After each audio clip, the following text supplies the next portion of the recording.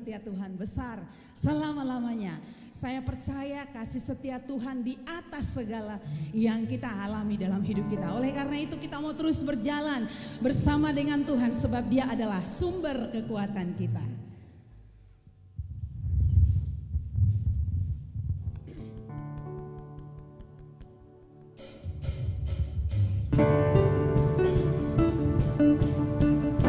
Terima kasih Tuhan. Kami tahu ada banyak hal yang kami alami, tapi kami tidak akan takut lagi. Karena kami tahu ada Tuhan yang selalu menyertai kami. Ada Tuhan yang bersama-sama dengan kami. Terima kasih Tuhan. Tak pernah ku ragu akan kesetiaan-Mu. Kau pegang hidupku. Sepenuh jiwaku ku yakin dan percaya. Kau tuntun langkahku. Yesus Kaulah Raja dalam hidupku. Berkuasa berjaya untuk selamanya. Hanya Kau Tuhan, sumber kekuatan. Kuasa-Mu tercurah bagiku senantiasa. Denganmu Tuhan, ku kan berjalan dari kemuliaan sampai kemuliaan selamanya. Terima kasih Tuhan, Kau yang pegang setiap kami. Tak pernah ku ragu akan kesetiaan-Mu. Kau pegang hidupku, sepenuh jiwaku. Ku yakin dan percaya. Kau tuntun langkah. Yesus Kaulah Raja, Yesus Kaulah Raja dalam hidupku. Berkuasa berjaya untuk selamanya. Hanya Kau Tuhan, sumber kekuatan. Kuasa-Mu tercurah bagiku senantiasa. Denganmu Tuhan, ku kan berjalan dari kemuliaan sampai. Hanya Kau Tuhan, hanya Kau Tuhan, sumber kuasa-Mu tercurah bagiku denganmu Tuhan, denganmu Tuhan, ku kan berjalan dari kemuliaan sampai kemuliaan selamanya.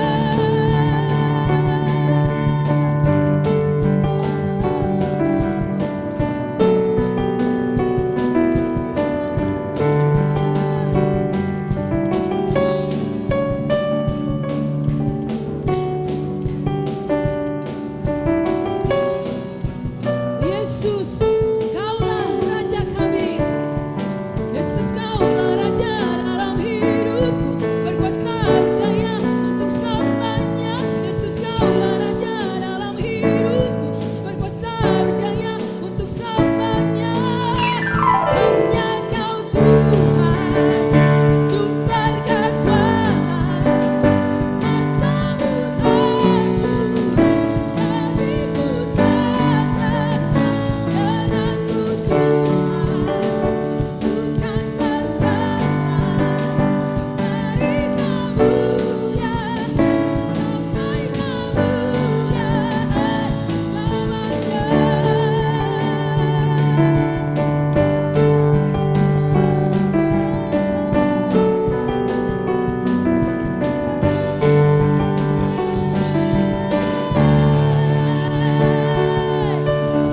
Amin. Terima kasih Tuhan. Kami bersyukur kepada Tuhan. Tuhan ajaib bagi kami. Terima kasih. Kerinduan kami Biar hati kami selalu melekat dengan Tuhan. Engkau yang berkata dalam firman-Mu, jikalau kamu tinggal di dalam aku dan firman-Ku di dalam kamu, mintalah apa saja yang kamu kehendaki dan kamu akan menerimanya. Kami mau terus tinggal di dalam Tuhan dan firman Tuhan di dalam setiap kami. Karena kalau kami tidak tinggal di dalam Kristus, kami akan dibuang seperti ranting, campakan orang, dikumpulkan lalu dibakar ke dalam api. Tuhan, kami bersyukur hari ini kami boleh ada di sini menyembah Tuhan. Terima kasih Tuhan. Engkau yang tahu setiap hati kami. Sedalam apa kami mengasihi Engkau, Engkau yang tahu. Biar Engkau sendiri yang menyelidiki hati setiap kami. Biar pujian ini menjadi keputusan kami kepada Tuhan. Biar roh-Mu, biar cinta-Mu, biar kasih-Mu terus menyala di hati kami.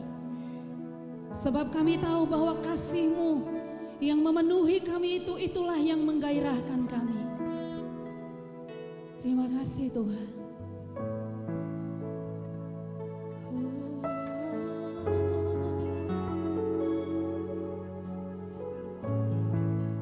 Terima kasih Tuhan. Bapak Ibu kalau mau duduk silakan duduk dalam hadirat Tuhan.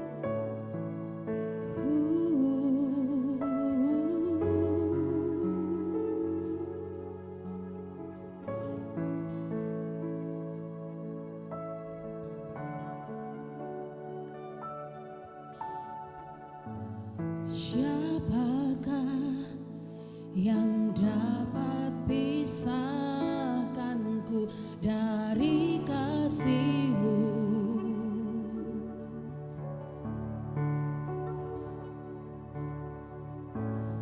Tetesan darah-Mu buktikan besar cinta-Mu. Sedalamnya lembah di hidupku, Engkau datang mengangkat hidupku.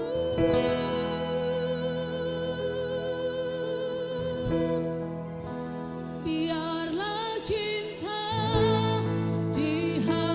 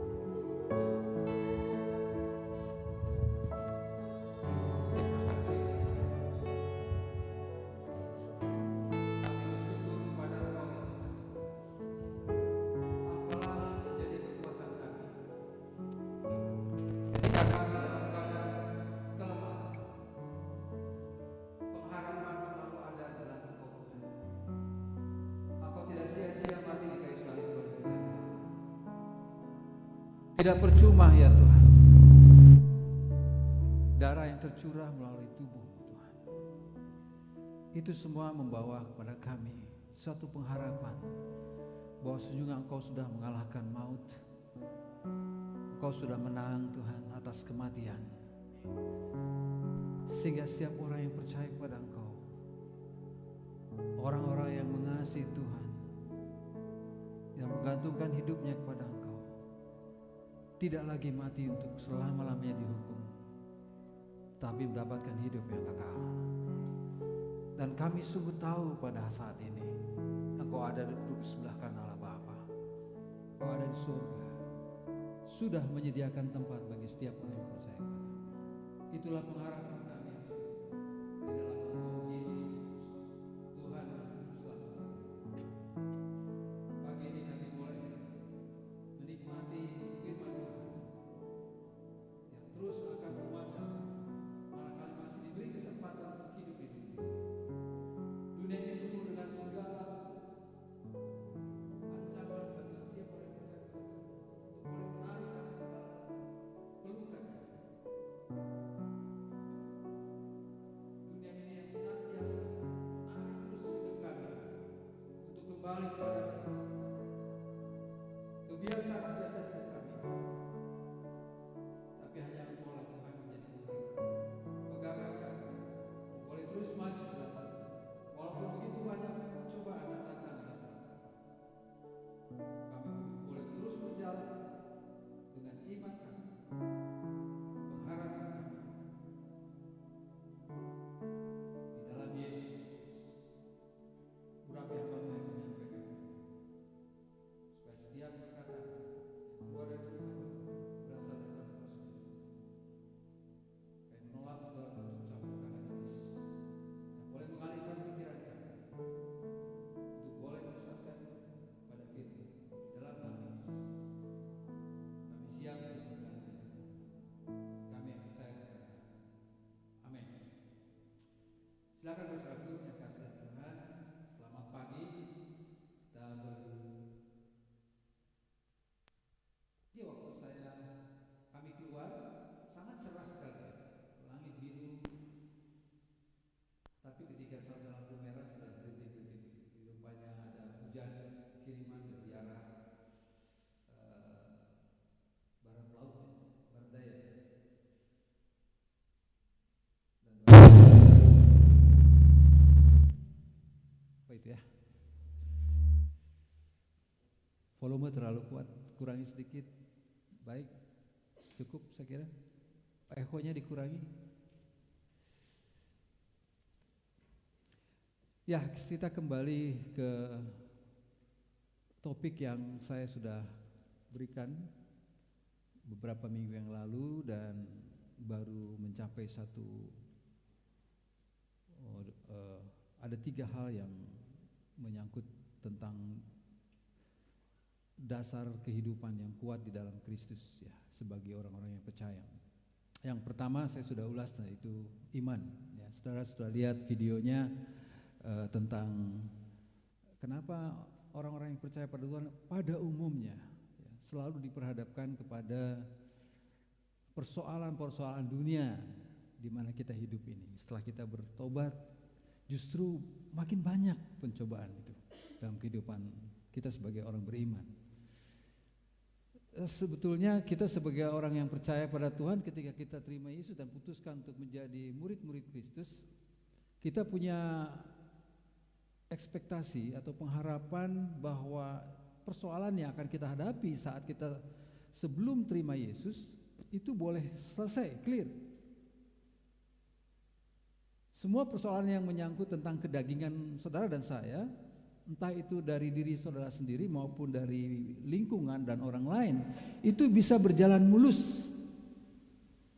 Tapi justru ketika kita putuskan untuk terima Yesus sebagai Tuhan Juru Selamat, suatu pribadi yang bisa menyelamatkan bukan saja tubuh jasmani ini, tapi roh kita dari cengkraman dosa, itu boleh dibebaskan dan kita tidak lagi bergantung kepada dunia ini, artinya dalam kehidupan berdosa.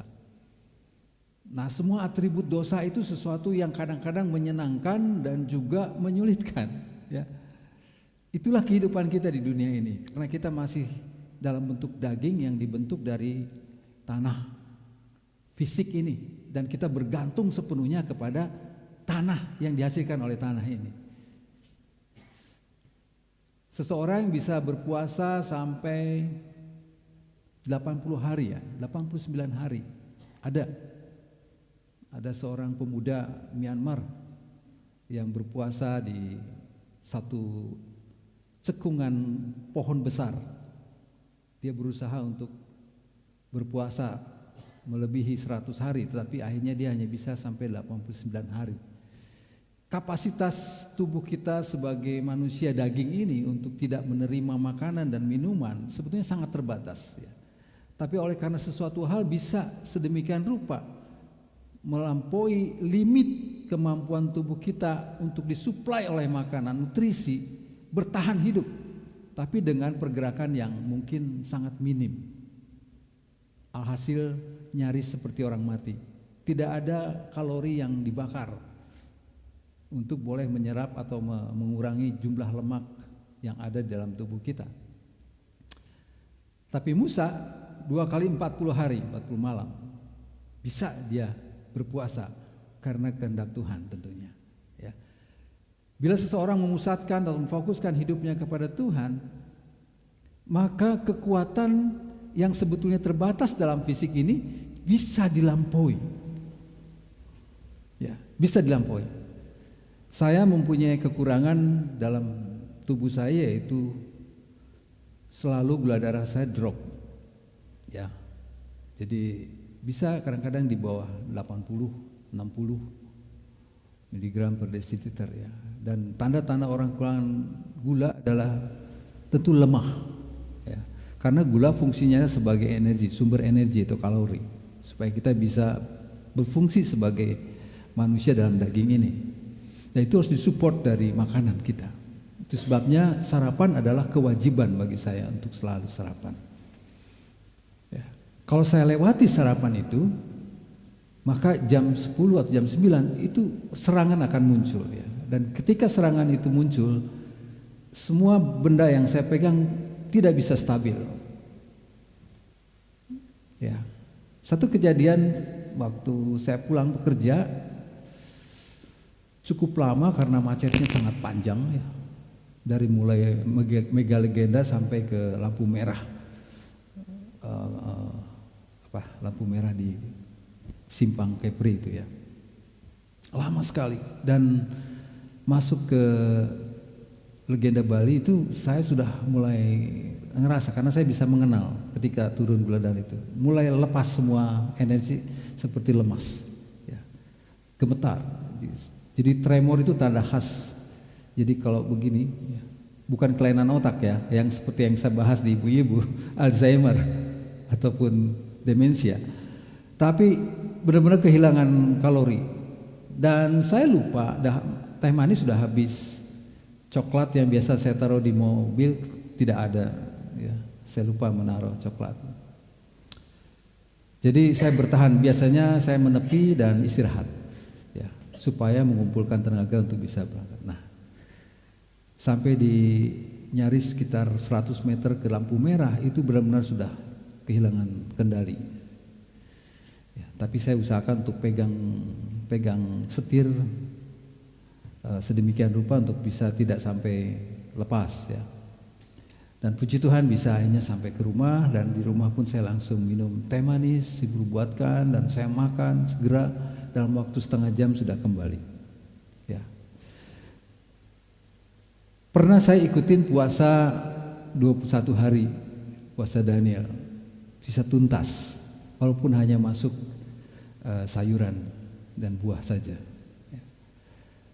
Kalori yang dihasilkan oleh sayuran buah-buahan itu sangat minim, ya, lebih banyak vitamin dan suplemen lainnya yang bisa mensuplai hidup saudara. Tapi bisa dengan satu tujuan jadi artinya daging ini bisa kita kendalikan. Ketika kita menyerahkan hidup kita kepada Yesus, maka kekuatan yang walaupun dalam kelemahan daging itu akan Tuhan berikan pada saudara dan saya. Amin. Ya. Kekuatan untuk bisa bertahan hidup. Ya, lagu tadi sungguh luar biasa ya. Saya kira penciptanya mengalami Tuhan dalam hidupnya.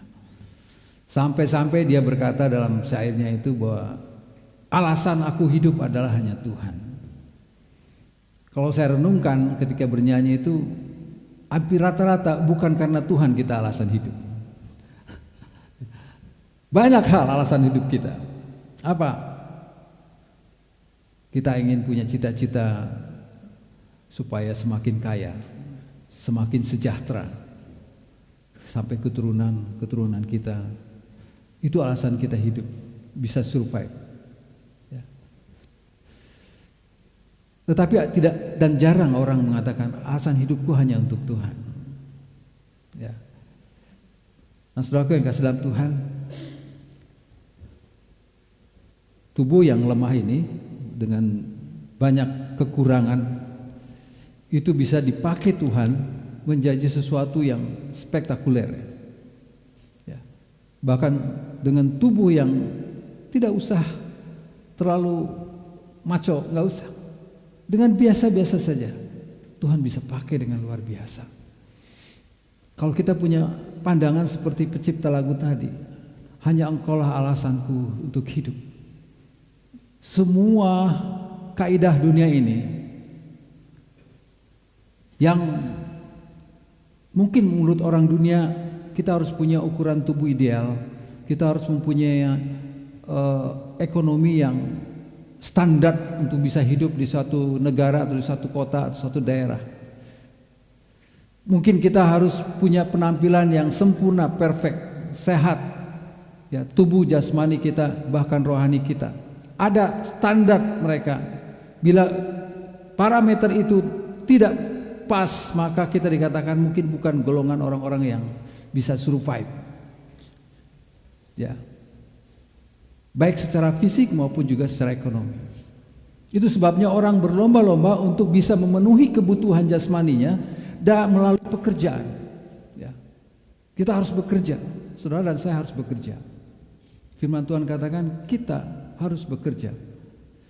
Bekerja menggunakan semua fisik yang Tuhan ciptakan. Ya. Tetapi ada banyak melalui pekerjaan, melalui lingkungan kita, melalui saudara-saudara kita, itu yang menghambat kita untuk bisa maju di dalam Tuhan. Membuat kita semakin lama jauh dari sumber kekuatan itu sendiri. Tapi saya nggak yakin orang yang menciptakan lagu ini bisa survive atau terus-menerus mengatakan seperti itu. Kenapa? Karena lingkungan hidup kita begitu kuatnya untuk boleh menarik kita kembali ke dunia kita yang lama. Hanya sampai ke satu titik di mana dia tidak bisa lagi melakukan sesuatu yang menurut kekuatannya, dan dia percaya bahwa ada satu pribadi itu Yesus, maka kata aku tidak bisa hidup tanpa Tuhan itu akan terus menjadi cap meterai di dalam kehidupannya. Sampai ke titik itu, maka semua kekhawatiran, semua pencobaan dan tantangan hidup itu tidak berarti bagi orang seperti ini.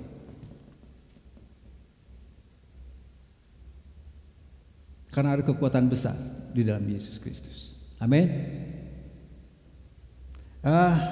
Pola di dalam Alkitab kita lihat Daud. Saya senang membuat contoh kehidupan sehari dari Daud. Dari perawakan dia tidak ideal, kecil. Dari usia dia sangat muda, masih muda sekali. Tetapi iman dia, ya, iman seorang Daud itu tidak ada yang bisa mengalahkan. Sampai seluruh bangsa Israel yang begitu gagah berani, abang-abang yang begitu tinggi besar, lemah imannya. Dari mana kekuatan itu Daud dapatkan? Dari bergaul dengan Tuhan. Bergaul dengan Tuhan itu rahasia kita untuk boleh berkekuatan. Oleh sebab itu, supaya saudara bisa kuat hidup di dunia ini, yang pertama tadi mempunyai iman di dalam Yesus Kristus. Ya. Di dalam slide yang keempat kalau saya.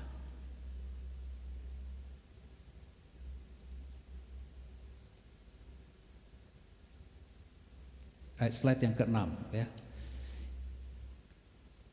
Yang pertama yang sudah miliki dalam hidup ini supaya kuat sehingga siap dalam segala hal adalah iman ya. Kita ketahui dalam Alkitab sendiri mengatakan bahwa iman merupakan sebuah dasar hidup. Ibrani 11 ayat 1. Dasar segala sesuatu, bukan sesuatu saja, tetapi segala sesuatu, dasar yang kuat dari kekuatan ya. Segala sesuatu yang kita harapkan. Ya. Apa yang diharapkan saudara dalam hidup ini? Setelah terima Yesus, pernah mencatat? Saya mengharapkan ketika saya terima Yesus, saya akan tetap bertahan hidup di dalam Kristus sampai akhir hidup saya. Kenapa? Karena saya tahu ketika saya muda kelas 1 SMA itu masih banyak sekali godaan. Satu hal yang saya mau adalah supaya saya tetap setia dengan Tuhan. Dan puji Tuhan sampai usia tua gini saya masih berdiri melayani, mengasihi Tuhan. Satu keinginan saya bisa tetap mengasihi Tuhan dalam situasi apapun, dalam kondisi yang sangat menekan hidup saya sekalipun, dalam konflik yang saya hadapi yang sulit untuk dihadapi.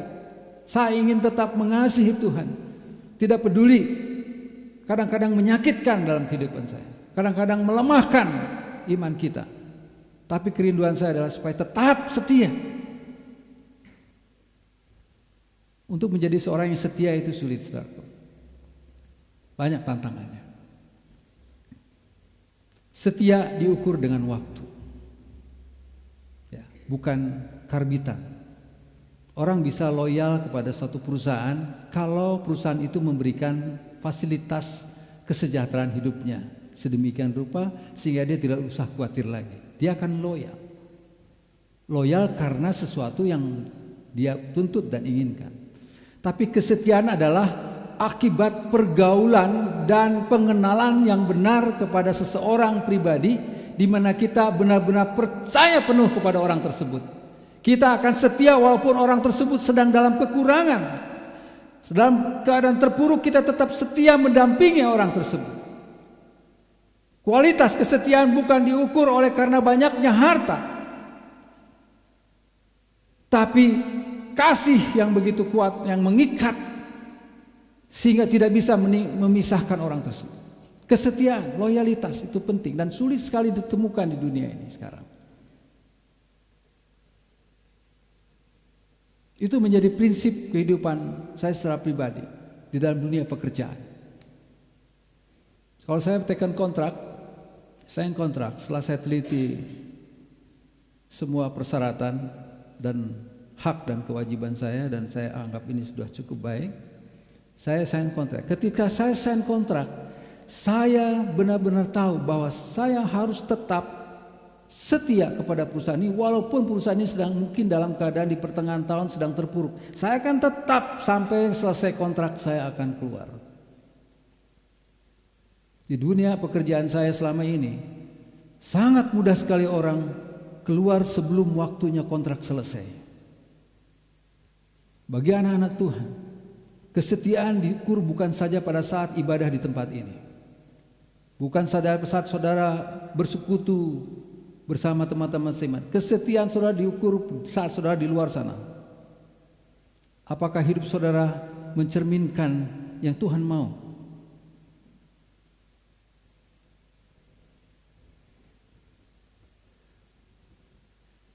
Yesus setia sampai mati untuk saudara dan saya.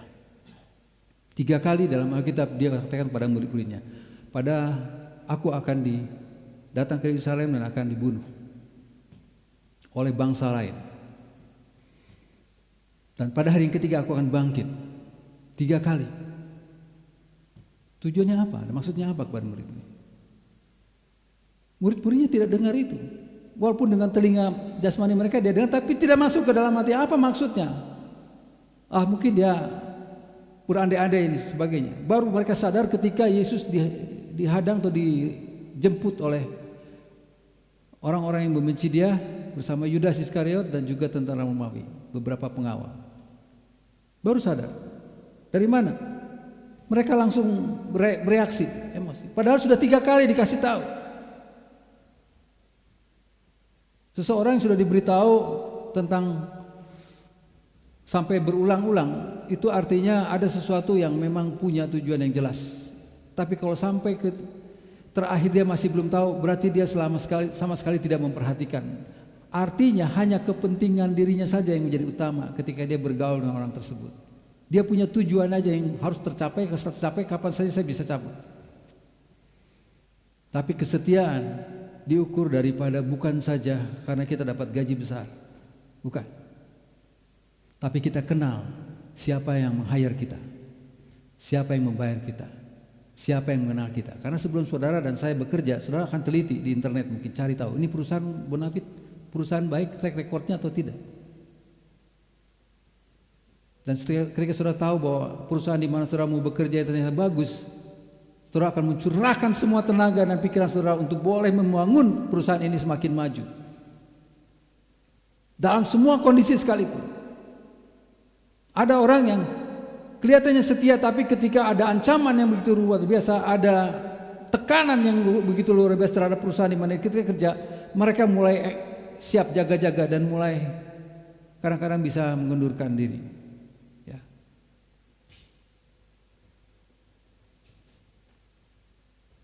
Iman itu sangat penting dalam kehidupan kita sebagai orang percaya untuk boleh kuat dan bertahan di dunia yang begitu mengerikan ini. Ya. Beberapa minggu lalu Pak Rafid bilang bahwa tahun ke-8 di tahun 2023 yang sudah dicanangkan oleh WHO dan juga bukan WHO, oleh Badan Dunia, Bank Dunia, ya, juga pakar-pakar ekonomi di dunia, termasuk Presiden kita Pak Jokowi, bagi sebagian banyak orang membuat panik karena tahun ke-8 dalam bidang ekonomi itu tahun ini sebetulnya. Tapi bagi anak Tuhan ada Kristus yang menjadi terang dunia. Ketika saudara menerima Yesus sebagai Tuhan, terang itu adalah hidup saudara. Kegelapan dalam bentuk apapun itu tidak berlaku bagi saudara. Amin. Oh, saya masih belum punya kerja.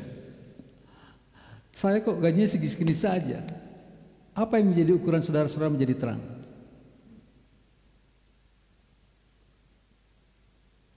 Apa yang menjadi standar saudara-saudara menjadi terang dunia?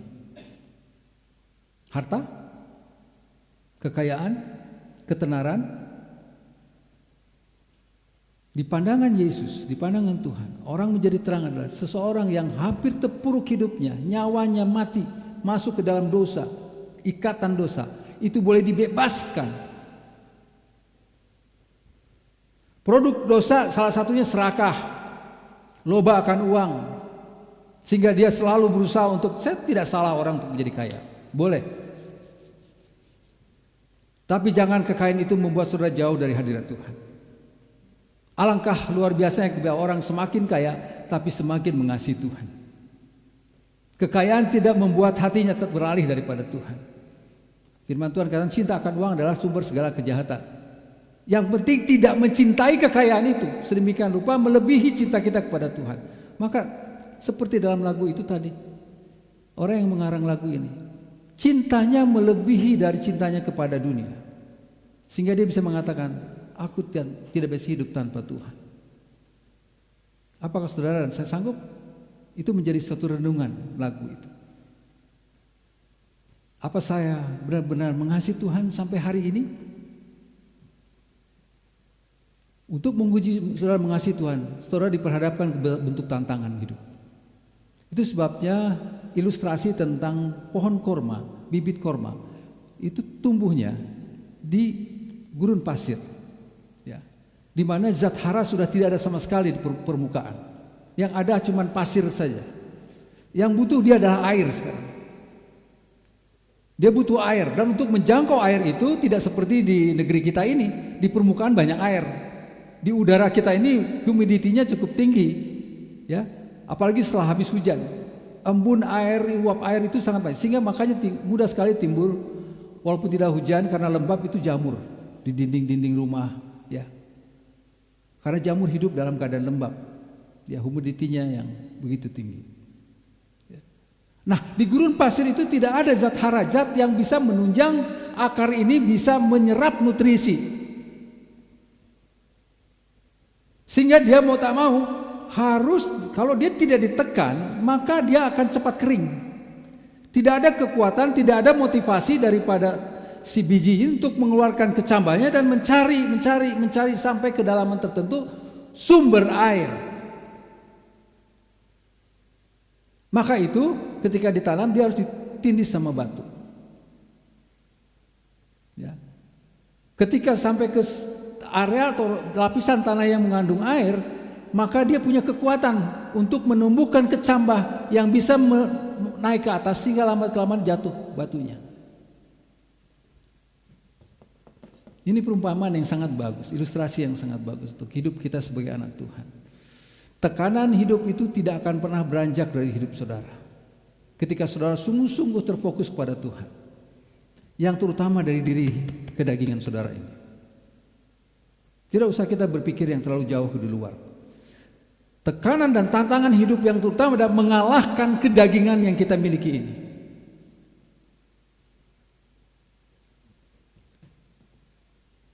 Kehidupan daging dunia ini itu adalah tantangan yang harus saudara benar-benar hadapi.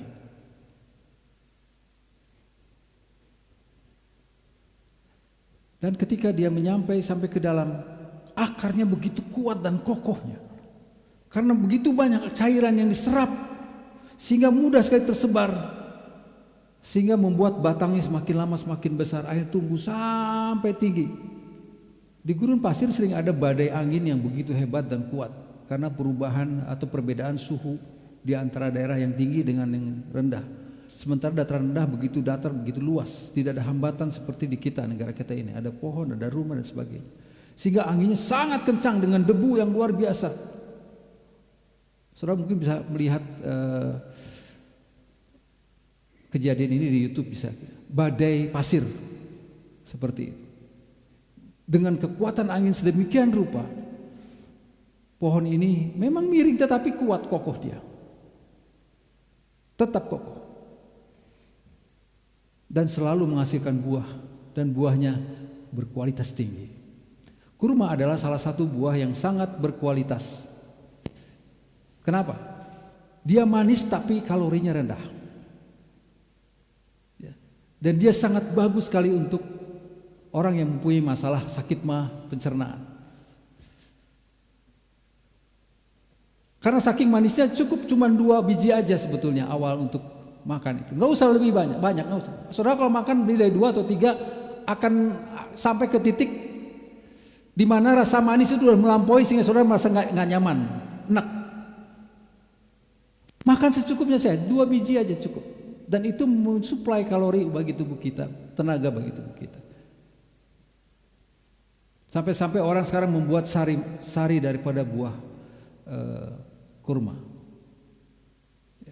Nah, saudaraku, iman yang sudah tumbuh dalam hidup seseorang yang percaya pada Tuhan itu adalah dasar kekuatan, salah satu yang bisa menerobos semua cobaan dalam hidup kita.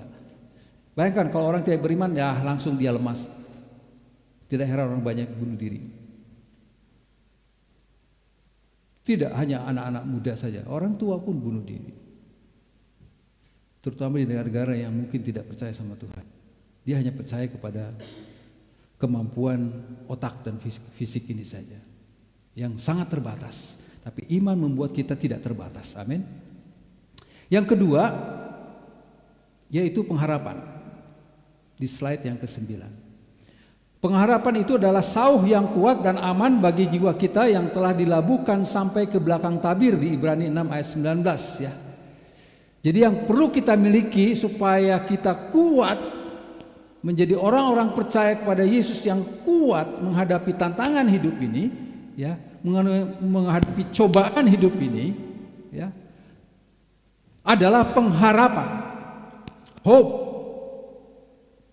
Dikatakan dalam Ibrani 6 ayat 19, pengharapan adalah sauh adalah jangkar, itu ada gambarnya jangkar.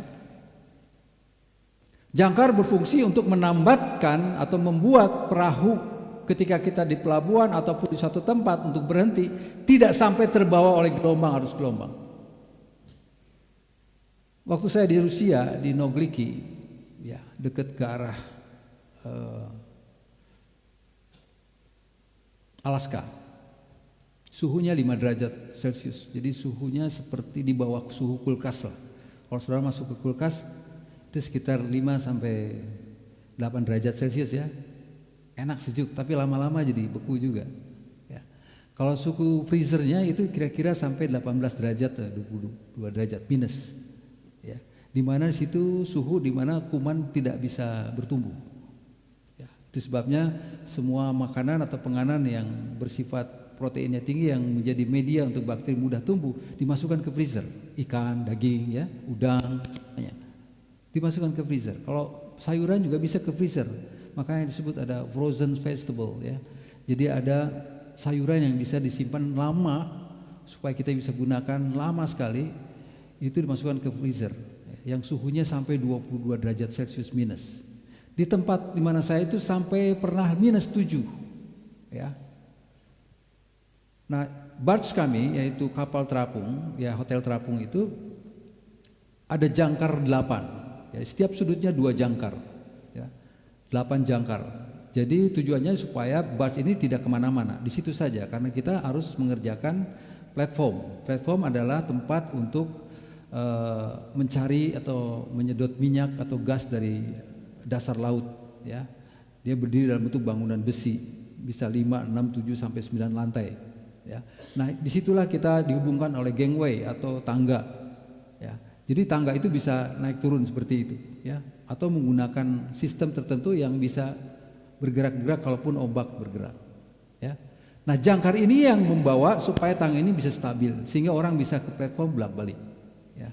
Kapan saja saat kerja 24 jam. Nah, terakhir kami pulang itu dipaksa sebetulnya pulang. Kenapa? Harusnya kan masih ada proyek lain yang itu bisa disambung. Kami ditambah lagi hampir 100 kilo untuk memasang pipa. Tapi keburu masuk musim typhoon atau siklon. Siklon dari Alaska itu berputar terus ke arah Nogliki, Sakhalin sampai ke Hokkaido. Dari Hokkaido berputar ke kiri ya, sampai begitu terus ke arah utara lagi. Dan dalam forecast, weather forecast atau ramalan cuaca itu kita bisa lihat kapan akan datang typhoon. Kita bisa ukur berapa hari bisa sampai ke tempat kita kerja. Sampailah ke suatu saat di mana situasi pekerjaan begitu peaksnya, begitu tingginya, harus segera diselesaikan. Sementara siklon mau datang. Jadi terjadilah konflik di antara klien dengan kontraktor dan juga kapten kapal. Ya, bahwa ini kapten kapal mengatakan kita harus segera berangkat sekarang. Tapi klien bilang tidak bisa. Itu hanya sebentar saja, kita bisa bertahan. Yang penting kuatkan jangkarnya. Ya, jangkar dikuatkan. Jadi benar-benar dites supaya bisa tidak bergerak.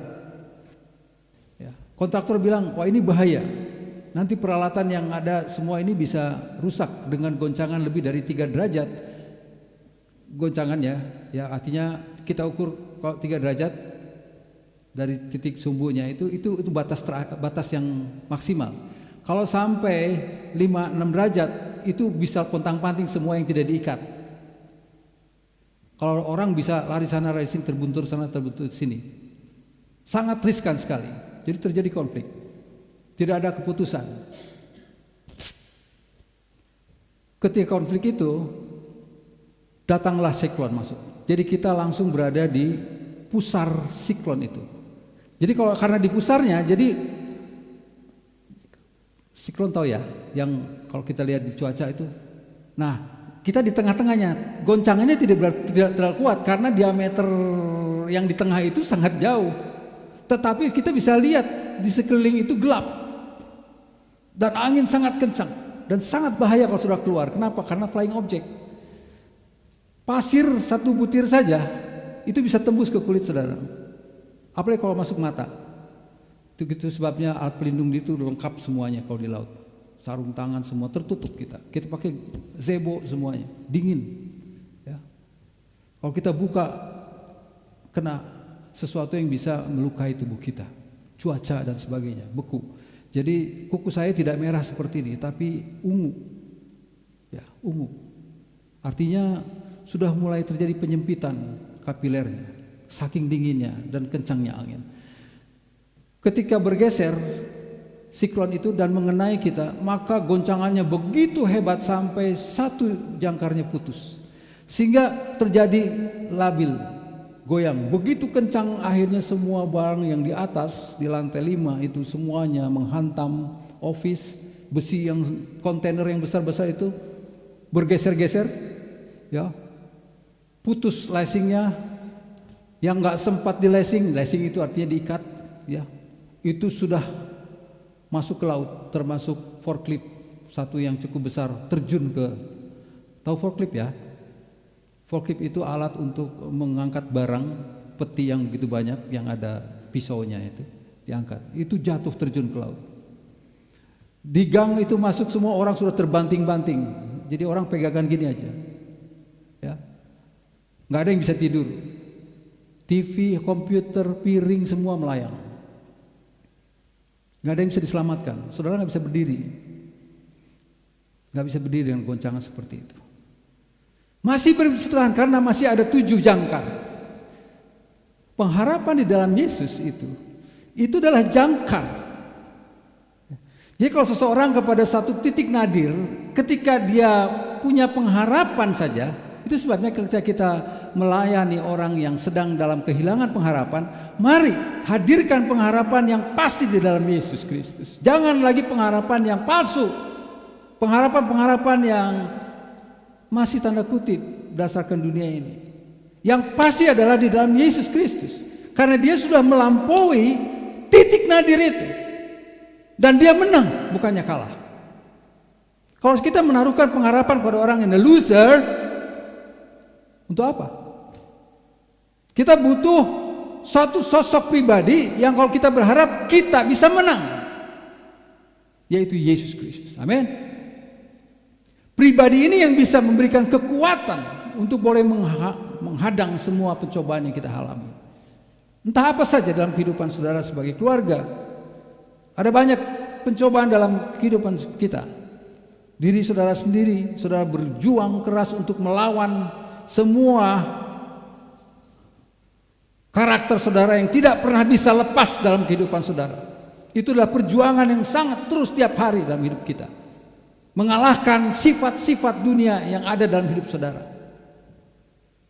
Sifat malas, sifat membenci, ya, iri hati, semua produk-produk dalam Galatia 5 ayat 21-22. Itu perjuangan yang utama dalam hidup saudara. Gak usah pikir yang di luar dulu. Ketika saudara menang dengan mengalahkan, maka akan mudah mengalahkan apa yang di luar. Karena yang paling berat adalah mengalahkan diri saudara sendiri. Kalau orang sudah kehilangan semangat dalam hidupnya dan tidak punya pengharapan, maka akhirnya akan bunuh diri. Akan bunuh diri. Tadi malam saya nonton film Yahudi. Ada seorang Yahudi sudah tua, dia tinggal di Swedia. Komunitas ini cukup banyak di sana. Dan orang ini, keluarga ini hidup bergantung kepada jual beli diamond atau permata, ya, diamond. Dan memang di dunia ini di berbagai tempat orang Yahudi berdagang diamond, ya, di London, di Eropa, di Amerika, New York, itu mereka pedagang-pedagang ulung dalam diamond, menguasai diamond seluruh dunia. Nah, salah satu keluarga ini punya anak. Anaknya yang nomor 3 ini pria, dia menolong bapaknya, perusahaannya, tetapi dia punya kekurangan, senang berjudi.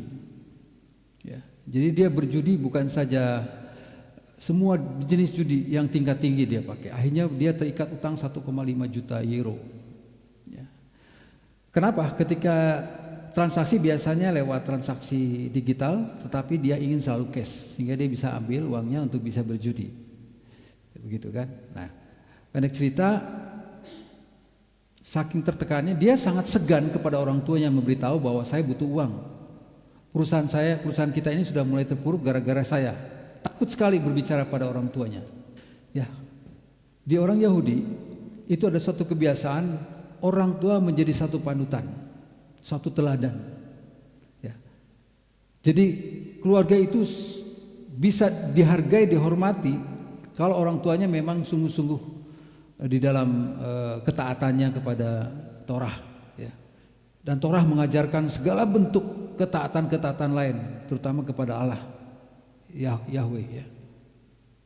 Dan mereka sangat strict, sangat militan sekali mengasihi Tuhan. Ya, sesuai dengan perjanjian lama. Nah, keluarga ini akhirnya si yang nomor 3 ini saling tertekan ya. Padahal dia bisa tinggal bilang sama saudaranya untuk minta bantuan. Karena ada kebiasaan orang Yahudi itu selalu membantu saudaranya, saling membantu mereka. Jadi kalau ada kesulitan itu tidak ke orang lain dulu, ke saudara terdekat dulu. Di Alkitab sering begitu kan. Jadi bantu seperti Ruth ya dengan Naomi ya, itu dibantu oleh saudara terdekat dulu ya. Dan Boas tidak serta-merta mengawini Ruth. Dia tahu ada orang yang jauh lebih dekat dengan Ruth yang bertanggung jawab untuk bisa mengawini dia atau menolong dia. Dia dengan fairnya bilang bahwa ini adalah kamu yang punya hak dan saya kecuali kamu tidak mau untuk boleh menjadikan Ruth istrinya. Jadi kebudayaan ini yang kebiasaan ini sangat kuat dalam orang Yahudi. Kemudian saking tidak tahannya, dia nggak bisa bicara sama orang lain, dia tidak bisa mengalahkan ketagihannya untuk berjudi sehingga utang begitu besar, sampai istrinya pun tidak tahu apa yang terjadi. Karena keep silent semua. Akhirnya dia bunuh diri, mati. Berdukalah mereka. Tapi orang tuanya nggak tahu kenapa dia mati bunuh diri. Nah, ada satu kakaknya yang keluar dari komunitas Yahudi, tinggal di negara lain. Dia datang sebetulnya ingin mengunjungi makamnya, tapi setelah diketahui bahwa dia meninggal tidak wajar dan ada sebab yang sangat prinsipil, akhirnya dia bertahan di rumahnya untuk bisa menolong. Nah, yang saya mau ceritakan di sini adalah sekalipun kita hidup benar-benar sesuai dengan Torah, dengan Alkitab, kalau kita tidak punya pengharapan di dalam Yesus, saudara bisa saja rajin ke gereja, saudara bisa saja rajin baca Alkitab, saudara bisa saja rajin bersekutu, tapi sekali saudara menemukan suatu pencobaan yang membuat saudara benar-benar kehilangan pengharapan saudara, pekerjaan hilang, mungkin ditinggal oleh keluarga atau pasangan, ya, tidak ada lagi sama sekali. Biasa dalam kondisi seperti ini orang akan mengambil nyawanya sendiri. Itu sebabnya sauh yang kuat itu yang sudah diletakkan sampai ke belakang tabir, maksudnya adalah bahwa Yesus sudah bisa menerobos pemisah waktu itu antara dunia yang kudus dengan yang maha kudus. Orang tidak bisa sembarang masuk ke ruangan yang kudus. Orang tidak bisa sembarang menghadap Tuhan. Sekarang dengan kematian Yesus dan kebangkitannya, kita sebagai orang-orang yang berdosa yang sudah diselamatkan bisa berhubungan langsung dengan Bapa di surga. Dan Bapa di surga itu adalah sumber kekuatan setiap makhluk yang diciptakan. Amin. Ditambatkan jangkar itu di belakang tabir. Tabirnya robek pada saat dia mati jam 3 sore. Robek. Tidak ada lagi pemisah antara ruang kudus dengan ruang maha kudus. Antara orang-orang biasa bisa lagi tanpa melalui imam besar. Hanya melalui kematian Yesus itu saja kita bisa terkontak dengan Bapa di surga. Terhubung dengan dasar yang kuat, jangkar kita itu. Itulah pengharapan. Pengharapan yang pasti dikatakan di dalam Yesus Kristus. Kenapa disebut pengharapan dalam Yesus? Karena tujuan kita adalah satu-satunya adalah hidup kekal ke surga. Siapa yang nggak mau ke surga di sini? Ada orang yang nggak mau ke surga, karena memang hidupnya sudah maunya di neraka. Maka banyak sekali pengikut neraka sekarang di dunia ini. Terang-terangan, ya, satanisme itu mulai melanda di mana-mana. Luciferan itu luar biasa sekarang merambah. Bukan sembunyi-sembunyi lagi ibadahnya. Mereka mendirikan gereja, mereka mendirikan organisasi yang sangat kuat. Mereka lebih tekun daripada orang-orang Kristen biasa. Mereka beribadah bukan siang hari, mereka malam hari. Orang pada waktu tidur mereka beribadah. Doanya satu, supaya seluruh hamba-hamba Tuhan dan keluarganya rusak. Satu, karena pertahanan yang pertama dalam Yesus adalah orang-orang yang mengasihi Tuhan dan memberitakan firman Tuhan. Maka tidak heran, banyak juga hamba-hamba Tuhan jatuh dalam dosa. Dosa perzinahan, dosa penipuan. Yesus bilang orang kuat dulu yang harus dikalahkan, baru rumahnya bisa diambil, dirampok, dicuri. Kalau masih ada orang kuat kita tidak bisa masuk. Jemaat ini, hamba Tuhannya dulu yang harus dilumpuhkan. Itu sebabnya satu hal yang saya perlu tetap kuat dalam situasi apapun. Bukan supaya saudara menderita, karena saya butuh kekuatan itu hanya dalam Yesus. Dalam kondisi apapun, keinginan satu, supaya tetap setia dan kuat di dalam Tuhan. Dan buahnya luar biasa, saudara.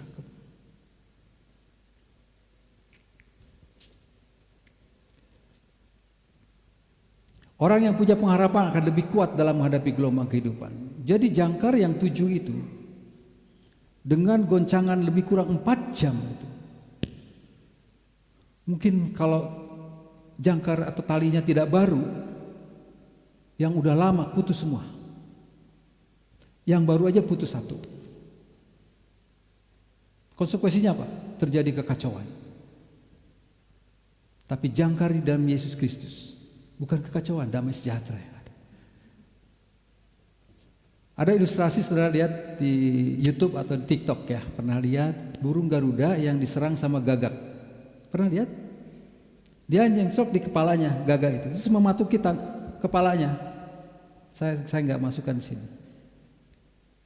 Burung Garuda ini atau elang ini besar kan, bisa sampai 3-4 meter kan kalau membentang saya. Dia senang itu di tempat yang anginnya kencang kan. Justru kalau angin kencang, badai itu dia senang. Dia tinggal diam aja, nggak usah dikepakan. Diam aja, tinggal sedikit dimiringkan, gitu dia naik. Kayaknya menikmati banget. Jadi si gagak ini matuk terus. Dan dia tidak bisa kan, tangannya nggak bisa gini, kepaknya nggak bisa gini, karena dia harus menghadapi badai atau angin. Caranya gimana? Dia terbang terus tinggi. Dia terbang, dia punya kemampuan terbang ke tinggi sekali, di mana ketinggian itu tidak bisa lagi menyebabkan si gagak itu lemas. Kenapa? Oksigen konsentrasinya rendah. Ya. Jadi karena rendah berarti dia akan lemas untuk matukin terus, kemudian dia jatuh tinggi. Dia tidak usah pusing dengan cobaan yang selalu tiap hari menggoda saudara, menyerang saudara. Fokuskanlah saudara terus kepada Tuhan hidupmu. Makin saudara fokus kepada Tuhan, makin saudara terus terarah kepada Yesus, maka si jahat itu lama-kelamaan akan mundur sendiri. Tidak usah saudara hadapi seperti Garuda tadi atau elang tadi. Nggak perlu, memang menyakitkan dan kesal sekali. Bagaikan kalau saudara kemasukan pasir di dalam sepatu, walaupun kecil saudara merasa gelisah kan? Seperti itu, terus dicocokin, dia terbang terus tinggi, paling tinggi sampai oksigennya rendah, maka si gagak itu akan jatuh. Tidak kebetulan gagak lambang setan ya. Jadi kalau ada gagak katanya di situ ada roh jahat. Kalau di film-film horor kan begitu, gagak itu hitam, legam. Nah, saudara adalah elang-elangnya Kristus. Sebab ada Tuhan di dalam hidup saudara. Fokus saja kepada Tuhan, datang kepada Tuhan. Maka semua cobaan yang mengganggu saudara selama ini, godaan dalam bentuk apapun, itu akan menyingkir dengan sendirinya. Itu rahasianya supaya saudara bisa kuat dalam Tuhan. Ya. Tidak mudah terbawa arus dan juga tidak mudah menyerah dengan keadaan hidup. Jangkarnya sudah tertancap di pasir. Kalau saudara lihat di NPM, Nongsa Point Marina, di situ ada yak, perahu-perahu. Ditambatkan ada untuk tambat. Tapi ada juga yang agak jauh, lemparkan jangkarnya supaya dia tidak lari. Kalau ada angin kencang tidak terbawa arus. Jadi tujuannya adalah jangkar supaya saudara tidak tergoyangkan walaupun ada goncangan. Saudara tidak sampai hanyut terbawa arus dunia ini. Saudara akan tetap bersikukuh di tempat di mana saudara ada, di dalam Yesus Kristus. Slide berikutnya.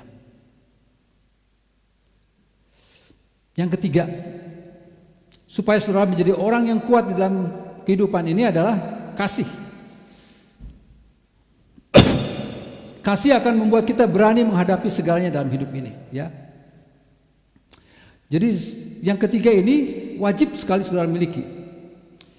Kasih adalah dasar hidup yang kuat dan siap dalam segala hal dalam menghadapi kehidupan tantangan hidup ini. Kita percaya bahwa kekuatan kita hanyalah di dalam Tuhan, ya. Dalam Yesus Kristus. Di dalam kasih ini membuat kita menjadi bersekutu bersama-sama dengan Yesus. Karena Yesus adalah kasih. Allah adalah kasih. Ya, dikatakan di dalam 1 Yohanes 4 ayat 16, ya, barang siapa hidup di dalam kasih maka dia berada dalam Allah dan Allah di dalam dia. Jadi kalau kita hidup di dalam Tuhan dan Tuhan hidup di dalam saudara, berarti kasih itu menjadi identitas baru saudara. Menjadi ciri khas hidup saudara. Kemanapun saudara pergi, dalam situasi apapun saudara berhadapan, itu menjadi ciri khas, karakteristik saudara.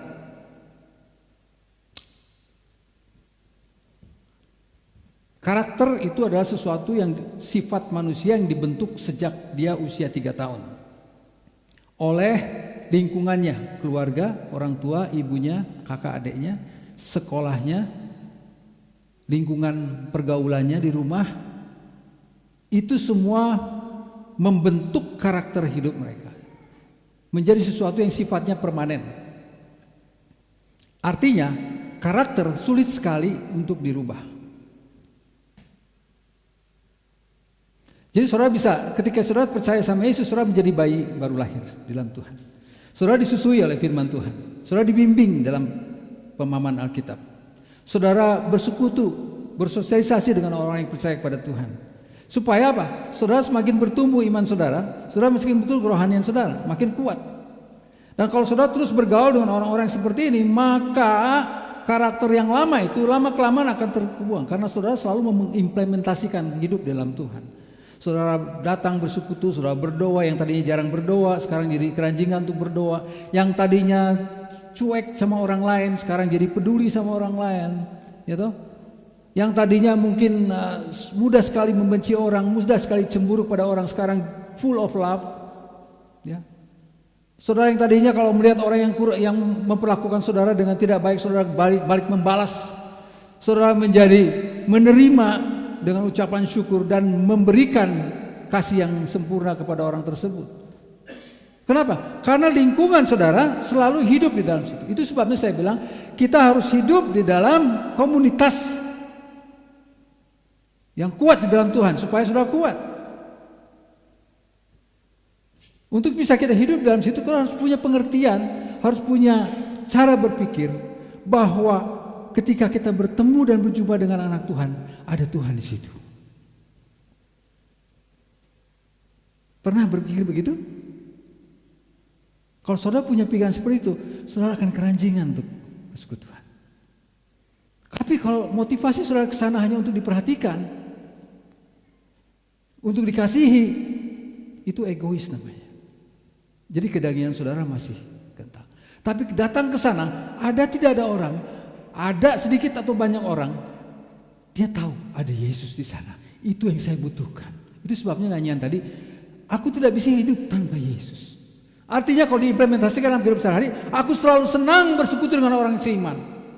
Kemanapun aku ingin berjumpa, walaupun saya pindah kota, saya akan cari orang-orang yang beriman di sana. Karena itulah sumber kekuatan kita.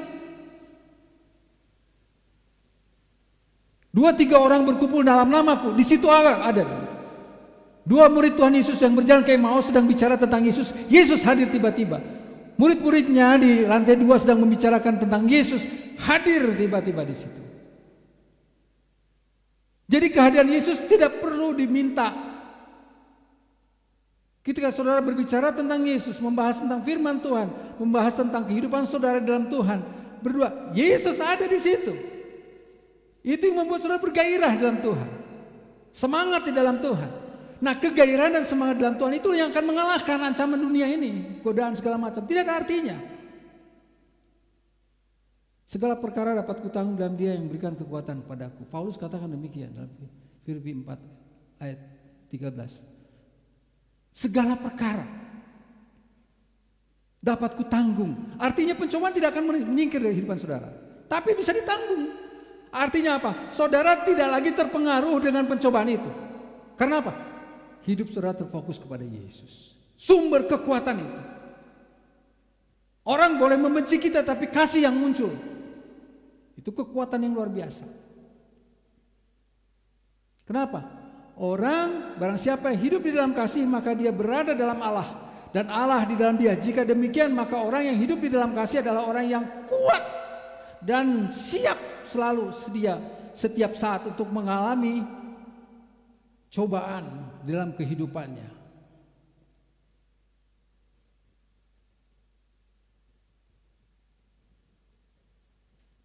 Kenapa? Sebab Yesus, Tuhan beserta dengan dia.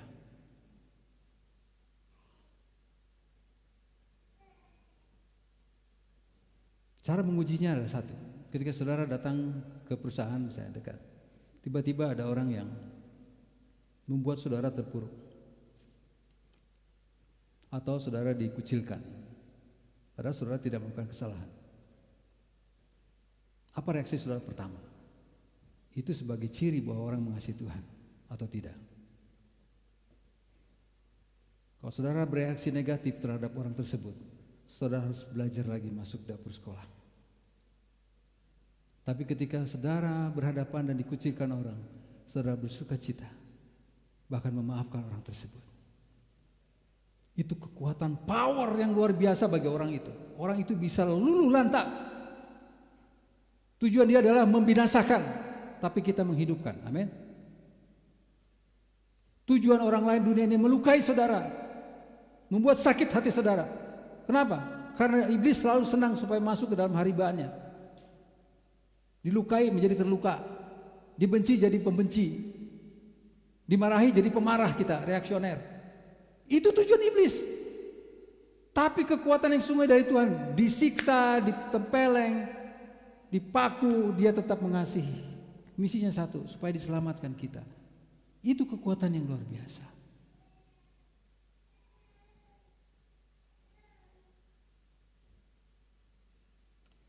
Kasih akan membuat kita berani menghadapi segala sesuatu dalam hidup ini. Di dalam kasih tidak ada ketakutan. Karena ketakutan bukan produknya Tuhan, produk iblis itu. Sebaliknya, kasih akan memberikan keberanian bagi kita dalam menjalani hidup ini. Saudara tahu kenapa kasih menjadi sumber kekuatan?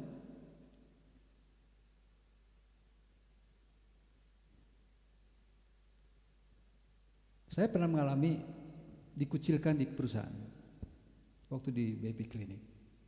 Kenapa? Karena saya tahu kalau saya lakukan apa yang mereka inginkan, berarti saya melanggar aturan yang sudah saya tanda tangani dengan perusahaan.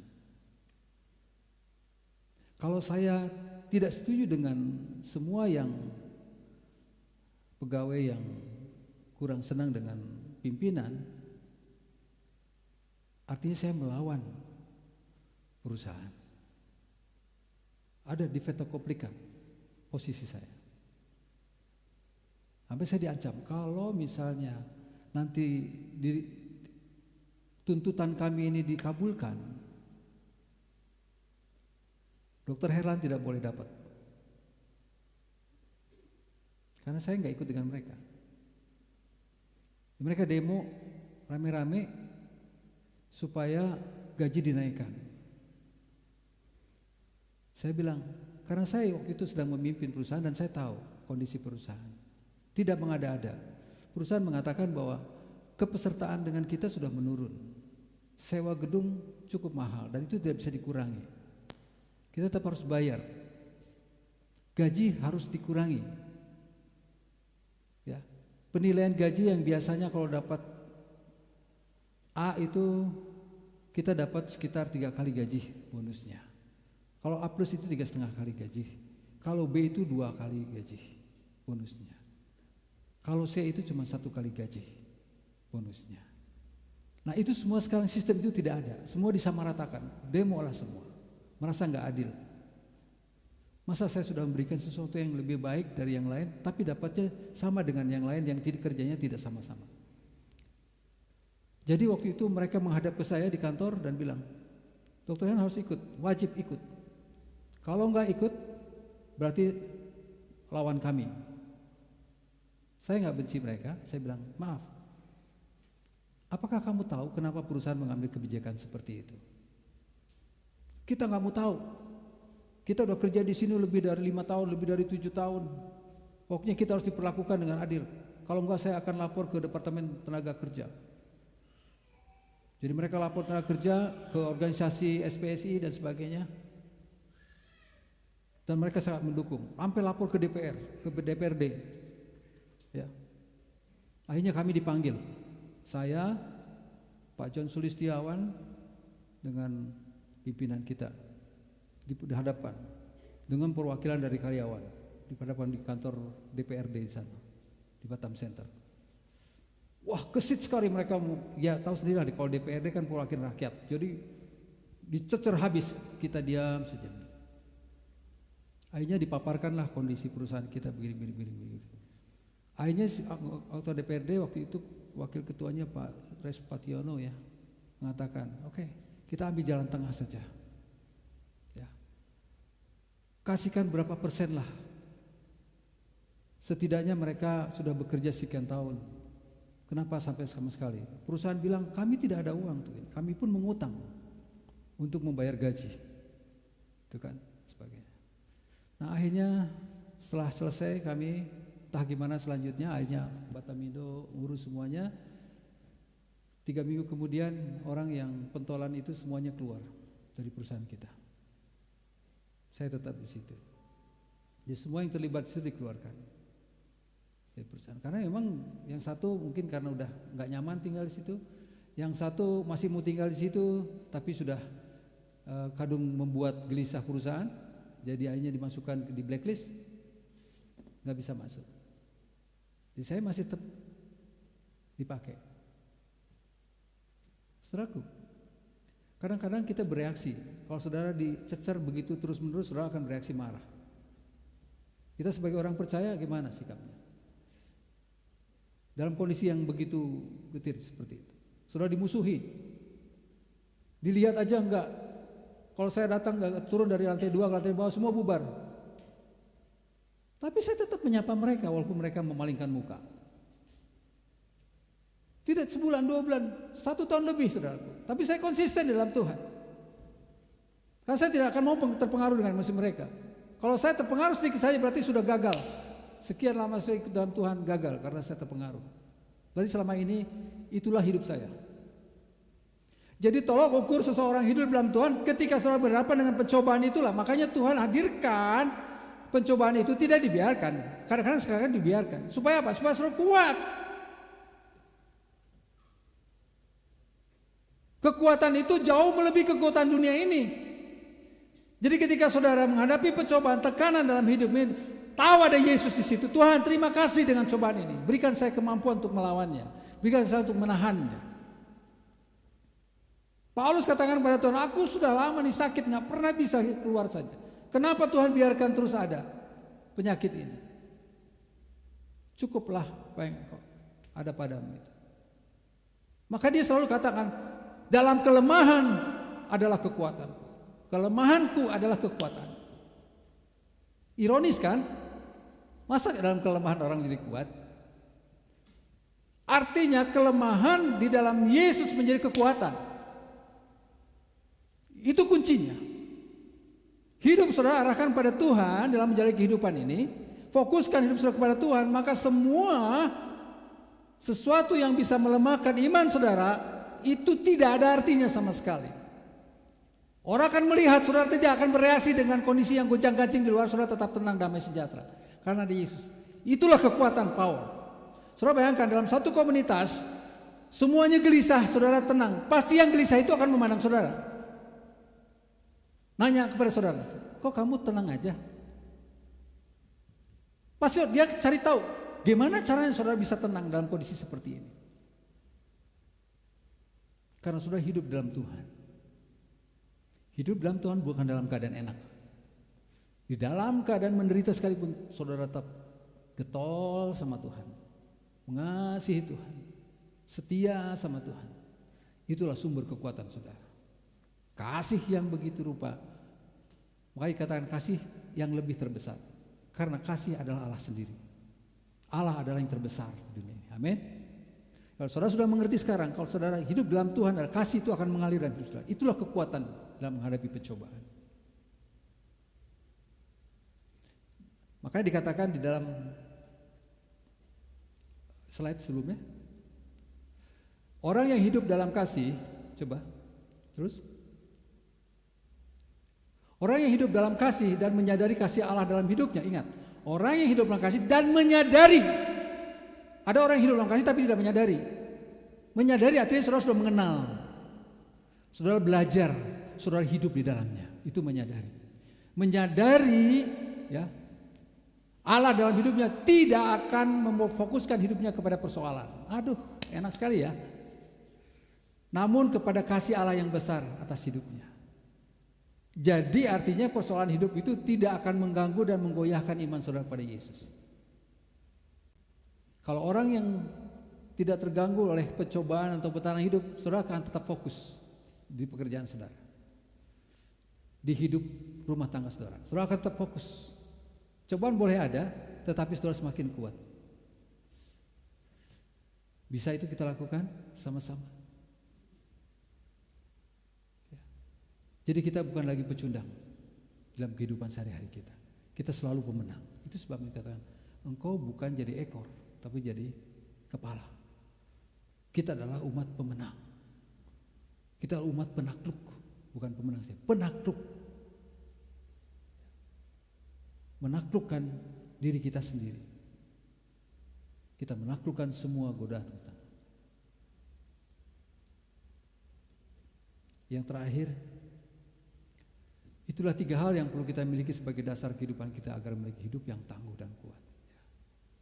Yang pertama, iman. Yang kedua, pengharapan dalam Yesus sebagai saud. Yang ketiga, kasih, hidup di dalam Tuhan. Kekuatan itu berasal dari Tuhan. Mari kita belajar memiliki dan melihara iman, pengharapan dan kasih dalam hidup kita. Tuhan berkati. Kita tunduk dalam doa. Bapa di surga, terima kasih Tuhan untuk kehadiran-Mu di tengah-tengah kami yang boleh melayani setiap kami pribadi.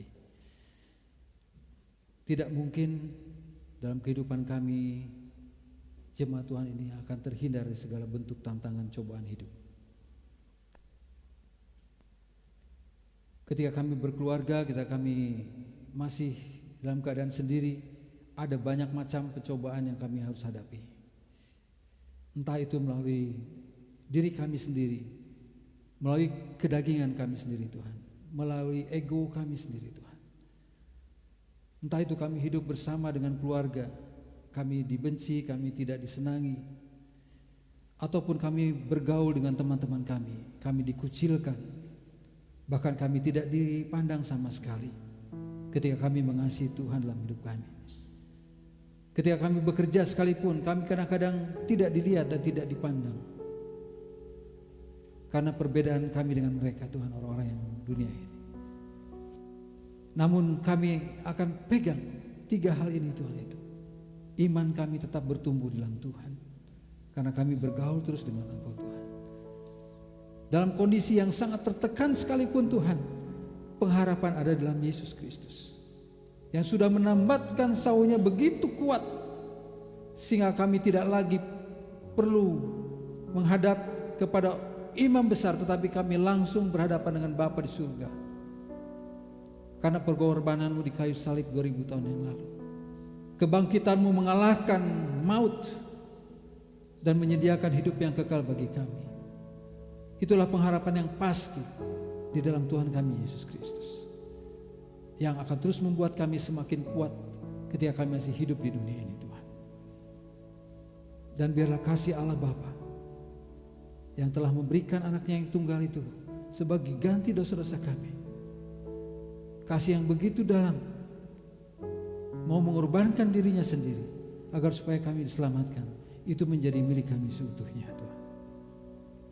Sehingga kekuatan yang begitu besar dari Engkau sendiri hadir dalam setiap umat Tuhan di tempat ini. Kami boleh melihat di depan nanti para pemenang-pemenang, pahlawan-pahlawan Kristus senantiasa dikuasai oleh kasih Kristus di dalam menghadapi seluruh pencobaan hidup mereka dan tantangan hidup mereka, Tuhan. Hamba-Mu berdoa supaya Kau mendapati dan menemukan umat Tuhan di tempat ini setia kepada Engkau sampai akhir. Terima kasih Bapa. Ajar terus kami untuk senantiasa setia dalam kondisi apapun. Kami tidak meninggalkan Tuhan, tetapi mengasihi Engkau lebih lagi.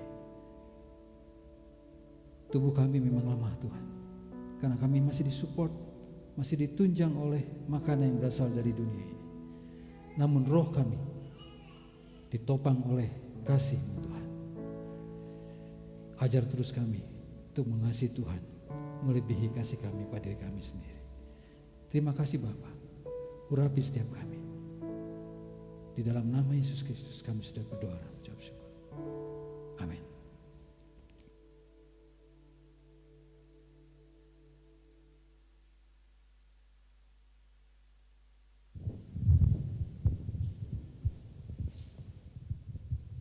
Puji Tuhan Bapak Ibu Saudara, bersyukur untuk firman Tuhan yang luar biasa boleh mengajar kita pagi hari ini. Saya jadi teringat beberapa waktu ini saya belajar, bahkan satu kali di 2 minggu terakhir ini saya pernah ngalamin seperti ini. Ternyata hal yang paling indah dalam hidup bukan ketika saya punya uang banyak dan ketika saya dapat satu kabar yang menggembirakan. Saya belajar ternyata hal yang paling enak adalah ketika saya bisa meredam ego saya. Ketika saya bisa melawan diri saya sendiri, ternyata itu hal yang luar biasa. Dan ketika saya mengalami itu sehingga muncullah lagu yang tadi kita nyanyikan di pujian sebelum firman Tuhan. Ketika saya belajar di situ, tiba-tiba Roh Kudus ingatkan, biarlah cinta di hatiku terus menyala di dalamku. Saya dengerin pujian itu waktu itu karena saya sering nyetel radio ketika saya beraktivitas sehari-hari di Sekre. Saya suka nyetel radio internet. Dan yang itu radio yang 24 jam adalah puji-pujian selalu. Dan saya bersyukur padahal saya gak terlalu tahu pujian itu. Tapi waktu saya belajar ada di titik tadi yang saya bilang, pujian itu muncul dan saya bersyukur itu meneguhkan saya. Jadi mari Bapak Ibu Saudara, biar kita terus berbahagia karena kita mau mengalahkan ego kita sendiri dan kita terus mengenal Tuhan dalam hidup kita. Amin. Amin Bapak Ibu Saudara. Dan tadi pagi sebelum berangkat ke lantai 3, tadi tentang pengharapan yang Bang Helan bagikan, saya bersyukur karena seorang teman menelpon saya. Sebenarnya dari tadi malam dia telepon saya, ternyata ketika saya bangun tadi pagi saya lihat handphone saya. Dan memang dari jam 11 malam saya udah matikan kuota ya, supaya nggak terganggu kalau ada yang telepon. Ternyata dia telepon berkali-kali dan tadi pagi saya lihat dan saya sapa dan akhirnya dia bilang, dia telepon saya tadi sebelum saya berangkat. Saya sedih banget sih sebenarnya. Tapi di dalam kesedihan itu ada satu kebahagiaan juga. Kebahagiaannya karena sampai hari ini sekalipun saya belum mendapat teman hidup, saya tetap bahagia. Karena teman saya ini cerita, aduh sedih banget ya. Belum setahun dia menikah, dia sangat mengalami sesuatu kehidupan rumah tangga yang menyedihkan buat saya. Tadi malam dia dicekek sama suaminya dan saya hampir mau menangis. Saya bilang, Tuhan apa yang mau saya buat teman saya ini? Tapi Roh Kudus ingatin, doain dia. Dan tadi dia udah ada di tempat kerja dan saya bilang, Tuhan apa yang mau saya buat? Tadi waktu Bang Herlan bagiin tentang pengharapan, saya bersyukur sekalipun hari ini belum dapat teman hidup, tapi saya tetap bahagia karena saya berharap sama Tuhan Yesus. Dan saya bilang, saya doain kamu tetap berharap sama Tuhan Yesus. Tuhan Yesus menjadi kekuatan kamu. Saya tahu kamu harus bekerja dengan situasi seperti ini, tapi ayo datang sama Tuhan. Ingat firman Tuhan karena itu adalah kekuatan kamu. Dan saya bersyukur dia boleh menghubungi saya, dan saya tadi waktu Bang Herlan bilang jangan berikan pengharapan yang palsu, tapi berikan pengharapan yang sejati di dalam Yesus. Saya bersyukur kepada Tuhan, saya bilang Tuhan makasih saya punya kesempatan untuk menguatkan dia sekalipun hanya lewat telepon. Tapi sekali lagi ayo Kak Ika kita bahagia kan? Teman-teman yang masih jomblo bahagia sekalipun mungkin hari ini kita belum mendapatkan apa ya yang kita nanti-nantikan belum datang ya kan. Tetap bahagia karena kita berharap di dalam Yesus Kristus. Ya gak apa-apa kami meneguhkan diri kami sendiri ya kan. Gak apa-apa juga iya kan. Bahagia karena kita tetap ada di dalam Yesus. Karena harga diri kita bukan tergantung kepada kita udah punya pasangan atau enggak, tapi harga diri kita ya di dalam Yesus. Karena dia bilang kita berharga dan mulia dalam pandangannya. Oke, jadi tetap semangat para teman-teman yang belum dapat teman hidup. Percayalah semuanya sudah Tuhan sediakan bagi kita, amin. Ini juga dalam rangka meneguhkan diri sendiri juga gitu. Oke, baik, sekali lagi terima kasih Bang Herlan, ada firman Tuhan yang luar biasa mengajar kita pagi hari ini. Apakah Bapak Ibu Saudara ada yang mau bagikan kebaikan Tuhan? Tasya, Coel Kevin, kau disuruh maju lo Kevin sama Kak Tasya. Gimana Kevin? Oh enggak. Oke, kalau enggak ada kita akan sama-sama mendengarkan warta jemaat pagi hari ini akan disampaikan oleh Pak Surbakti. Silakan Pak Surbakti.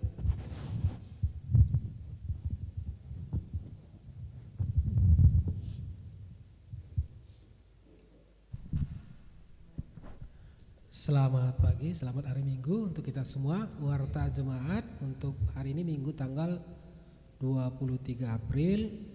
Yang pertama sekali, apakah ada yang baru pertama sekali beribadah? Sepertinya tidak ada ya. Yang berikutnya lagi,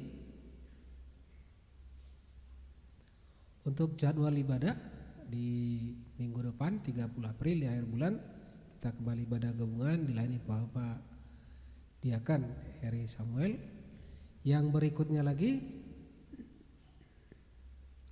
persekutuan 2 secara online setiap Kamis dan Jumat jam 8 sampai dengan jam 9 kembali diberitahukan. Kita semuanya boleh ikut untuk persekutuan 2 secara online di Google Meet tentunya. Yang berikutnya lagi selamat ulang tahun untuk Gopin Dani Raja Guguk. Tidak ada ikut online mungkin ya. Di tanggal 22 April firman Tuhan dari Roma 8 ayat 28 mungkin nanti yang ini bisa disampaikan. Kita tahu sekarang bahwa Allah turut bekerja dalam segala sesuatu untuk mendatangkan kebaikan bagi mereka yang mengasihi Dia, yaitu bagi mereka yang terpanggil sesuai dengan rencana Allah. Jadi abangnya juga saya tidak lihat ya. Mungkin nanti bisa disampaikan yang kanal. Yang berikutnya lagi selamat ulang tahun buat Firman Lombu ya. Yang mana ya? Saya nggak begitu kenal ya. Tanggal 23 April. Firman Tuhan dari Yesaya 40 ayat 31.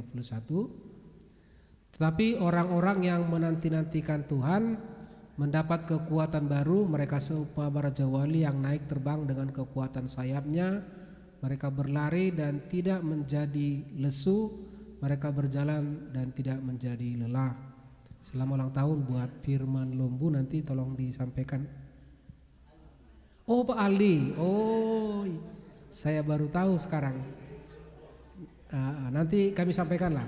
Selamat ulang tahun buat Pak Ali. Kebetulan hari ini dia tidak ibadah ya, tapi istrinya ikut ibadah di bawah.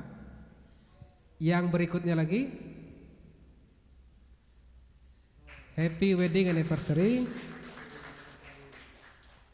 Ibu Kamisa dan Pak Wilson tanggal 21 April. Ibu Kamisa di bawah atau tidak hadir ya?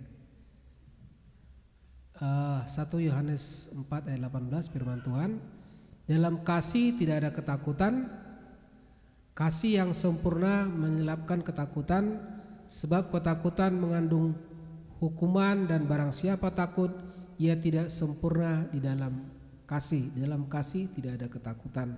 Sama dengan firman Tuhan yang dibagikan tadi. Yang berikutnya lagi, itu saja pengumuman hari ini. Selamat hari Minggu. Galatia 6 ayat 9. Sebab itu janganlah kita menjadi bosan melakukan hal-hal yang baik, sebab kalau kita tidak berhenti melakukan hal-hal itu, sekali kelak kita akan menuai hasilnya. Itu saja pengumuman hari. Tuhan Yesus berkati.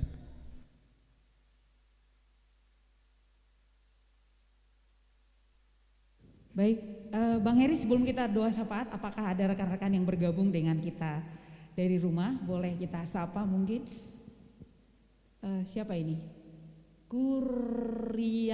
Suryani Simbolon. Siapa ini? Oh, Meta. Selamat hari Minggu, Meta.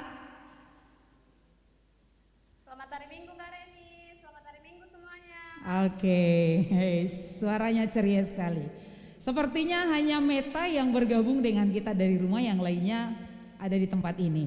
Baik, Bapak Ibu Saudara, kita akan masuk dalam doa syafaat pagi hari ini. Ada rekan kita yang bertugas. Yang pertama Pak Virgo, nanti dilanjutkan oleh Ibu Emil, dan akan ditutup doa berkat oleh penatua kita. Silakan Pak Virgo.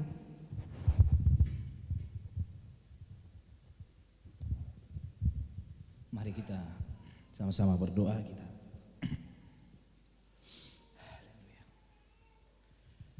Bapa kami yang bertata dalam kerajaan surga, Bapa yang kami puji, Bapa yang kami sembah, Bapa di dalam nama Tuhan Yesus, Tuhan dan Juru Selamat di hidup kami. Pagi hari ini kami boleh mendengar kebenaran firman Tuhan yang menguatkan kami, meneguhkan kami, bahwa kami memiliki pengharapan di dalam Tuhan Yesus yang terus menguatkan kami. Kami bersyukur Tuhan untuk pengajaran yang boleh kami dengar pada pagi hari ini. Kami tahu Tuhan bahwa firman-Mu tidak pernah kembali dengan sia-sia ketika itu disampaikan di tengah-tengah kami. Kami sebagai orang-orang percaya bahwa itu bertumbuh, berbuah di dalam setiap kami. Karena Engkau Tuhan mengenal kami, Engkau Tuhan mengasihi kami. Kami percaya, kami imani bahwa siapapun kami di tempat ini tidak ada yang menjadi pecundang. Tetapi benar firman-Mu itu bekerja atas setiap kami. Engkau melihat kami, Engkau memandang kami seperti cara-Mu memandang. Dan biar apa yang kami dengar pagi hari ini itu kami imani, sehingga kami juga boleh melihat diri kami, melihat semua di sekeliling kami seperti Engkau melihat Tuhan. Kami bersyukur kepada-Mu, Engkau terus meneguhkan kami, Engkau terus menguatkan kami. Hari lepas hari Tuhan, bahkan minggu demi minggu Tuhan, kami boleh terus menikmati kebenaran firman Tuhan, kami boleh beribadah, kami boleh memuji Tuhan, kami boleh mengangkat pujian kami, membawa syukur kami ke hadapan Tuhan. Terima kasih kami bersyukur kepada-Mu Bapa. Terima kasih untuk setiap hamba Tuhan yang boleh Tuhan pakai untuk boleh mengajar kami, menyampaikan setiap isi hati Tuhan di tengah-tengah kami. Kami berdoa terus mendukung Bang Herlan dalam pelayanannya. Kami berdoa untuk keluarganya, berdoa untuk anak-anaknya. Biar terus Tuhan yang memelihara mereka, menjagai mereka, memberkati mereka, keluar masuk mereka semuanya dalam kendali Tuhan.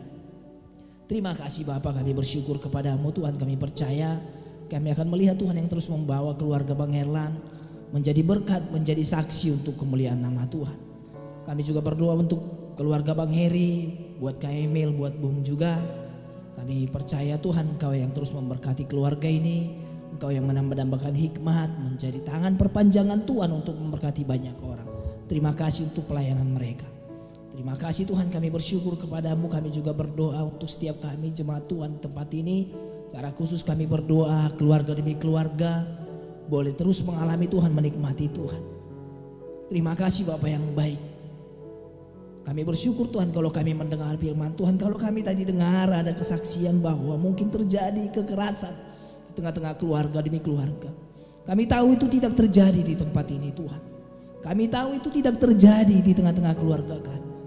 Tapi kami bersyukur kami boleh mendengar firman Tuhan yang mengajar kami, menyatakan kesalahan kami, memperbaiki kelakuan kami, dan mendidik kami dalam kebenaran.